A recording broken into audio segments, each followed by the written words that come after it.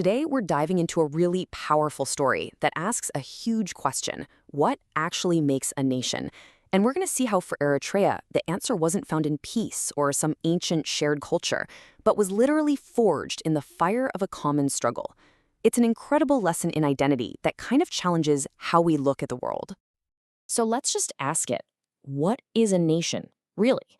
You know, we throw around words like state and nation all the time, as if they're the same thing, but they're not. They're actually fundamentally different. And understanding that one difference is the absolute key to unlocking Eritrea's entire story. Okay, let's break this down. Think of a state over on the left as the hardware of a country. You know, its borders, its government, its laws, it's the physical stuff. A nation, on the right, that's the software. It's that shared feeling, that collective idea that we are a people. It's the sense of belonging. Now here's the kicker. You can have a state without a real nation inside it, and you can have a nation without its own state. Eritrea's journey is this incredible story of the nation being born first, a nation that then had to fight like hell to build its own state. So where does this story even begin? Well, ironically, it starts with an outside force that had zero intention of creating a nation. It starts with colonialism and with a really powerful paradox. This is the core of that paradox right here. I mean, on the one hand, Italian rule was brutal. It was all about exploitation. But on the other hand, that very same oppression accidentally created something brand new. By drawing borders on a map where there weren't any before, and by ruling all these different peoples under one single government, it gave them two things they never really had before: a single shared territory and a common enemy. And this timeline is basically a roadmap for the whole journey. It kicks off in 1890 when Italy literally creates the place called Eritrea. Then, after World War II, you get this really crucial short period under British rule starting in 1941, where political ideas just explode. That's followed by a forced union with Ethiopia in 1952, a decision that leads directly to the start of a massive armed struggle in 1961. And that war would last for 30 brutal years, finally ending in 1993 with a huge vote for independence. Every single one of these steps was like a furnace, hardening that national identity. This metaphor is just perfect for describing it. The fire of colonialism. It was meant to just melt everything down and extract the valuable stuff for Italy. But for the people who had to live through it, that shared heat burned away all the other stuff and fused them together, creating something so much stronger and more pure. And this shows that two-sided reality perfectly. On the left, you see the pure pain. Their land was stolen, people were forced to work, they were drafted to fight Italy's wars, resources were plundered, and racism was official policy. It was awful. But then, look at the right. Those exact same policies created a single place. They forced different ethnic groups who might have never interacted to live under one system, and it gave them all a powerful, shared reason to be angry. A wrong done to someone in one part of Eritrea was now felt by everyone. All right, so let's move into the next phase. This is where we see that new sense of us get tested, not on a battlefield, but on the world's political stage right after World War II.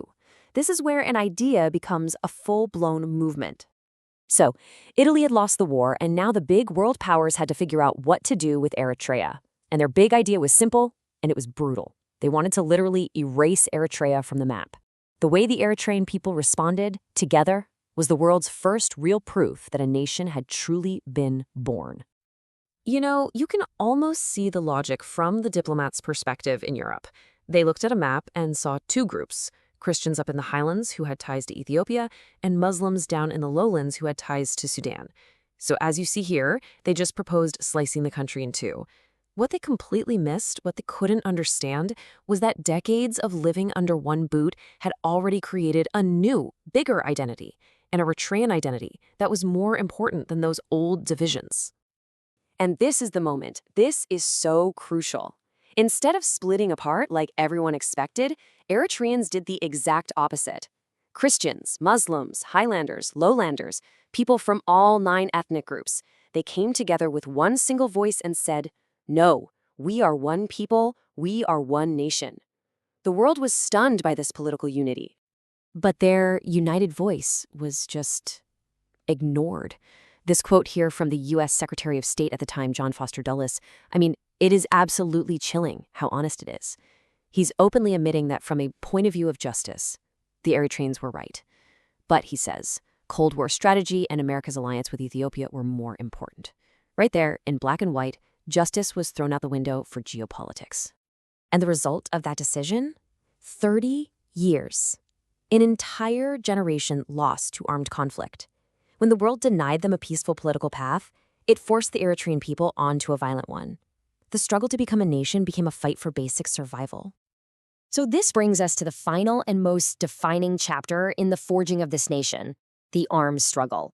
This is where identity wasn't just a shared history or a political idea anymore. It became a matter of life and death. Now, this is fascinating. Just look at the diversity of the people who were fighting. The liberation fronts, they weren't dominated by any single group. They were a perfect little snapshot of the entire country. Men and women, people from all 9 ethnic groups, Christians and Muslims, all of them united by one single goal. The foxhole, the shared trench, that became the ultimate unifier. Over 3 long decades, that war touched every single family. The shared sacrifice, the shared loss, and that shared desperate hope for freedom, it transformed Eritrean nationalism from just an idea into this deeply personal, lived reality. It forged bonds between people that were way stronger than any old ethnic or religious tie. And after 30 years of fighting, this was the result. In a referendum monitored by the UN, the Eritrean people finally got their chance to say out loud who they were. And wow, that number says it all. 99.83% voted yes. It was the undeniable democratic proof of a nation that had already proven its existence through unbelievable sacrifice. So what's the big takeaway from this whole incredible journey?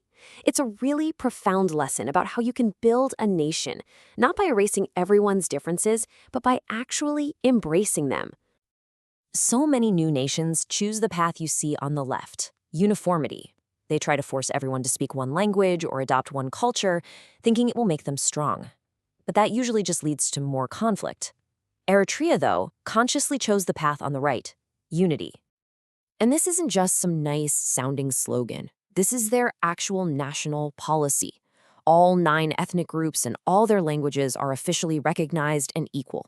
There's no single national language that's pushed on everyone. Their national identity isn't based on making everyone the same. It's based on honoring the shared history that brought them all together. The very foundation of their unity is their diversity, all of it held together by the memory of that common struggle. Which leaves us with this final thought. The story of Eritrea seems to suggest that maybe, just maybe, the deepest bonds aren't forged by having the same customs or speaking the same language, but by surviving the same fire together. It's a powerful idea about what truly unites us. Thanks for watching.